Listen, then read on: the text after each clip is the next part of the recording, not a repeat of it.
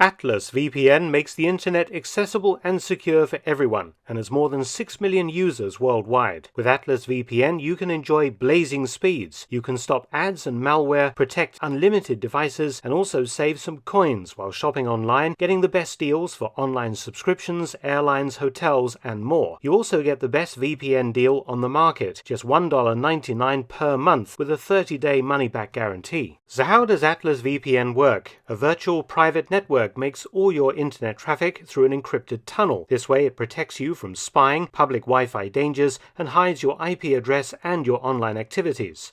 Atlas VPN's Data Breach Monitor is a security feature designed to tackle any data breaches related to your online accounts. Right now, Atlas VPN is running a huge discount. It means you get a 3-year subscription for just $1.99 a month with a 30-day money-back guarantee. Time is running out, so get your deal by clicking the link in the video description below. 16 members of the Italian resistance had concealed themselves along the Via Rasella in Rome on the 23rd of March 1944. They were well armed with machine pistols and revolvers hidden under their clothing as they mingled with the Roman crowds. One of them pushed a dust cart along the road, occasionally stooping to pick up some discarded rubbish. The trap was set and about to be sprung. From down the street came the ring of jackboots on the cobbles. Marching in unison, the heavily armed SS troops of the 11th Company, 3rd Battalion, Police Battalion Bozen clanked along, their rifles and equipment jangling.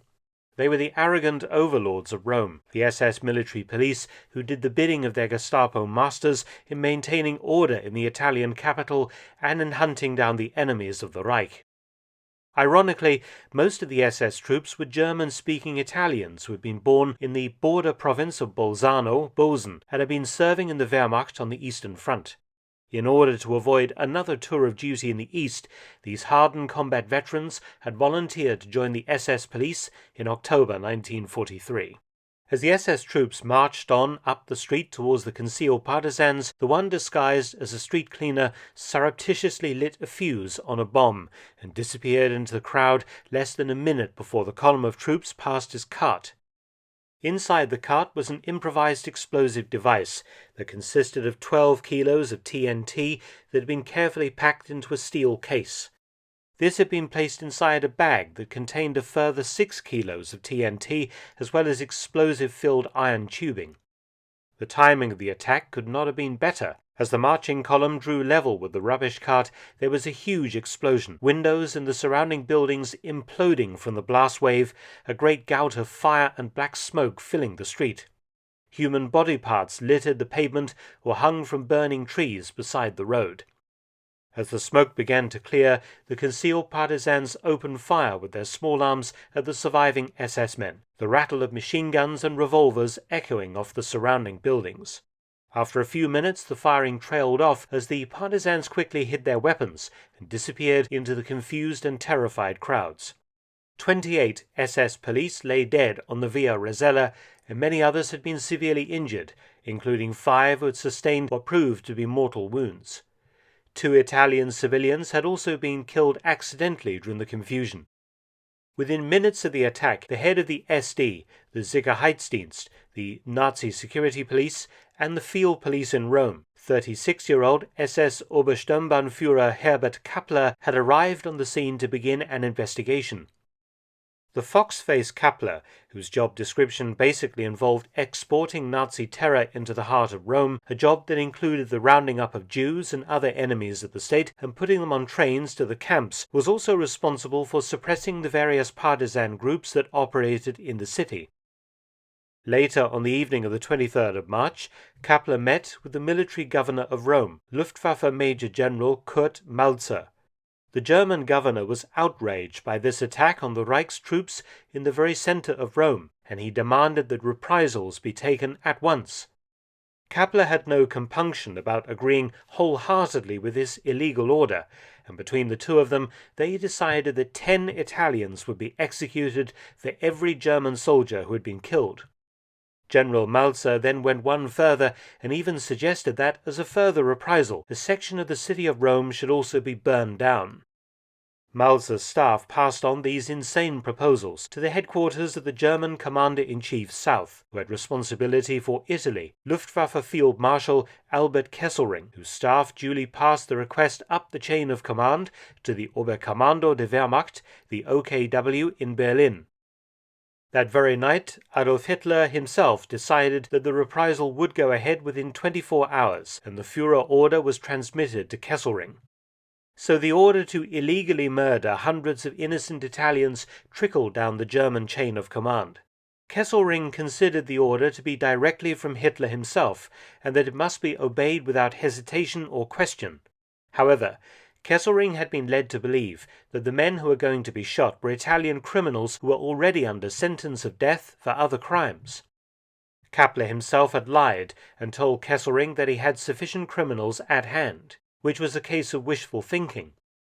Kappler required 280 Italians in total to execute, and he had a grand total of just 4 men who had been condemned to death and were actually sitting in local jails in Rome. Kappler turned to one of his subordinates, 30-year-old SS-Hauptsturmführer Erich Priebke. The young officer from Henningsdorf in Brandenburg was ordered to create a death list of those to be shot.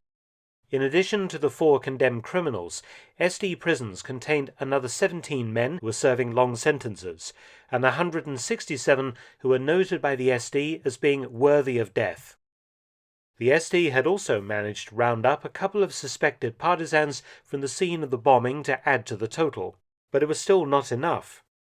The whole of that night we searched the records and could not find a sufficient number of persons to make up the number required for execution, recalled Priebke at his interrogation by the British Army in 1946. Kappler's superior, SS Brigadeführer und Generalmajor der Polizei Dr. Wilhelm Haster, suggested making up the numbers by including a group of Jews that were being held in Gestapo jails in the city. The suggestion that was seized upon with alacrity by Kappler and Priebke. By noon on the 24th of March, Kappler and Priebke had assembled a list containing 271 men. By now the death toll from the bombing had risen to 32, as the wounded Germans had succumbed in hospital. More Italians were now required to be shot, as per Hitler's express order. So to make up the numbers of the condemned, the chief of fascist police in Rome, Pietro Caruso, offered some prisoners from his own jails. Mistakenly, the Germans actually ended up with 335 hostages, which was 5 too many. Kappler called a meeting of the SS officers who would take part in the massacre. He told us that the commander of the police regiment, whose men had been killed, declined to carry out the execution, and that the men from the headquarters at Via Tasso were to be the executioners, recalled Priebke. He said that this thing was a horrible thing to do, and to show the men that they had the backing of the officers, all the officers were to fire a shot at the beginning and a further shot at the end. The SS transported the condemned men, who ranged in age from the elderly down to teenage boys, to a quiet rural suburb of Rome inside disused quarries at Pozzolano, near the Via Ardeatino. The 2 officers charged with conducting the massacre inside the caves were Priebke and 32-year-old SS Hauptsturmführer Karl Haas. In groups of 5, the hostages were led into the cave and each was shot at close range in the back of the head by SS troops, the idea being to use only 1 bullet per Italian. Most of the SS men had never killed anyone before, so Kappler had taken the step of ordering a large quantity of Dutch courage in the form of bottles of cognac, and the officers and men of the execution squads freely imbibed. To save time, the soldiers forced the prisoners to climb on top of those who had been killed just minutes before, so that orderly piles of bleeding corpses were created. However, a combination of nervousness and alcohol meant that many of the executions were botched, and several men and boys dragged themselves off deeper into the cave system to die of their wounds, including a father and his son who were found in a death embrace a year later by Allied investigators. During the executions, which dragged on for several hours, Erich Priebke encouraged his men, forced several to shoot victims, and armed with a Beretta machine pistol, the SS officer personally killed 2 victims. Towards the end of the day, Priebke realized that he had 5 too many hostages, but instead of releasing the men, he ruthlessly ordered that they too be shot with the others to leave no Italian witnesses to the terrible crime that had been perpetrated. German army engineers arrived to set charges at the entrance to the caves and then detonated them, entombing the bodies inside. The Germans then packed up, boarded their trucks and drove back to their barracks, confident that they had carried out Hitler's order to the letter. Rome was liberated by the Allies on the 4th of June 1944, just 2 days before the Normandy landings in France. Like rats off a sinking ship, the SD and Gestapo officers who were still in the city tried to escape from justice.